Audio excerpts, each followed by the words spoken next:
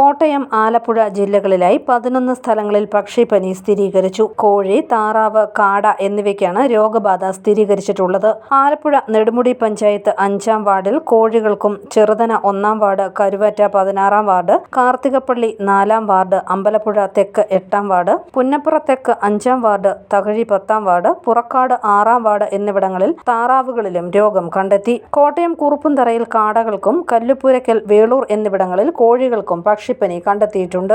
ദേശാടന പക്ഷികളുടെ വരവാണ് രോഗവ്യാപനത്തിന് കാരണമെന്നാണ് വിലയിരുത്തൽ. 10 കിലോമീറ്റർ ചുറ്റളവിൽ പുതിയ പക്ഷികളെ കൊണ്ടുവരുന്നതിനും പക്ഷികളെ പുറത്തേക്ക് കൊണ്ടുപോകുന്നതിനും ജില്ലാ ഭരണകൂടം നിയന്ത്രണം ഏർപ്പെടുത്തി. അതേസമയം അപ്പർ കുട്ടനാട്ടിൽ വെള്ളത്തിന്റെ ശുദ്ധിയില്ലായ്മയാണ് വളർത്തുപക്ഷികളിൽ മാത്രം പക്ഷിപ്പനി കണ്ടുവരാൻ കാരണമെന്ന് കർഷക കോൺഗ്രസ് ജില്ലാ ജനറൽ സെക്രട്ടറി എബി ഐപ്പ് പറഞ്ഞു. എല്ലാ വർഷവും തുടർച്ചയായി രോഗം പടർന്നിട്ടും പരിശോധന നടത്താൻ മൃഗസംരക്ഷണ വകുപ്പ് തയ്യാറാകാത്തത് പ്രതിഷേധാർഹമാണെന്നും എബി ഐപ്പ് പറഞ്ഞു.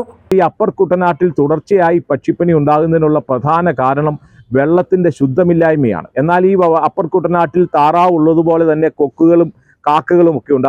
അത്തരം പക്ഷികളിലൊന്നും ഇത്തരത്തിലുള്ള രോഗം കാണപ്പെടാതെ കർഷകർ വളർത്തുന്ന താറാവുകളിൽ മാത്രം ഇത്തരത്തിലുള്ള താറാവുകളിലും കോഴികളിലും കാടകളിലും ഒക്കെ മാത്രം ഇത്തരത്തിലുള്ള രോഗങ്ങൾ കണ്ടുവരുന്നതിനെക്കുറിച്ച് കൃത്യമായ ഒരു പഠനം നടത്തുന്നതിന് മൃഗസംരക്ഷണ വകുപ്പ് യാതൊരു നടപടിയും ഉണ്ടാകുന്നില്ല.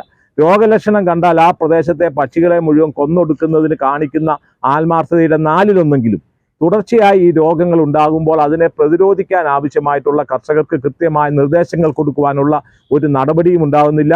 ഈ പറയുന്ന അപ്പർ കുട്ടനാട്ടിലെ വെള്ളത്തിൻ്റെ ഗുണനിലവാരമില്ലായ്മ ഈ തുടർച്ചയായി ഈ രോഗം വരുന്നതിനുള്ള വലിയൊരു കാരണമാകുന്നുണ്ട്. News bureau, Kottayam.